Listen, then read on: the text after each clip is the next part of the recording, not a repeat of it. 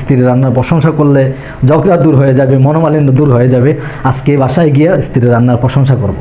যাই হোক, খারাপ হইলে প্রশংসা করব, ভালো হইলে প্রশংসা, ঝগড়াটা যেন মিটে যায়। তো নামাজ শেষ করে বাসায় গেছে। বাসায় গিয়ে সেরা খাবার পরিবেশন করছে স্ত্রী। এখন খাবার খাইতেছে আর প্রশংসা করতেছে।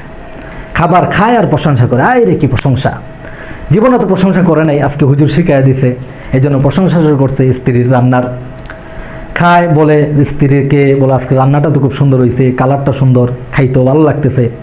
কিন্তু স্ত্রী হাসতেছে না বা স্ত্রী খুশি হইতেছে না, বোঝা যাইতেছে আর কি আজকে আর গাল ফুলতেছে। মনে মনে ভাবতেছে ব্যাপার কি, হুজুর তো বললো স্ত্রীর রান্নার প্রশংসা করলে স্ত্রী খুশি হইব, কিন্তু সে তো কোনো খুশি হইতেছে না।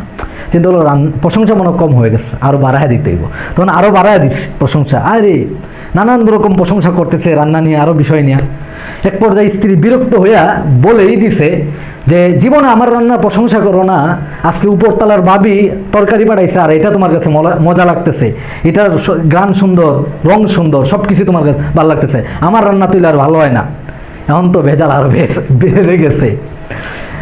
এখন জন্য এই বিষয়গুলো একটু খেয়াল করবেন। অনেক সময় আমরা শহরে থাকি।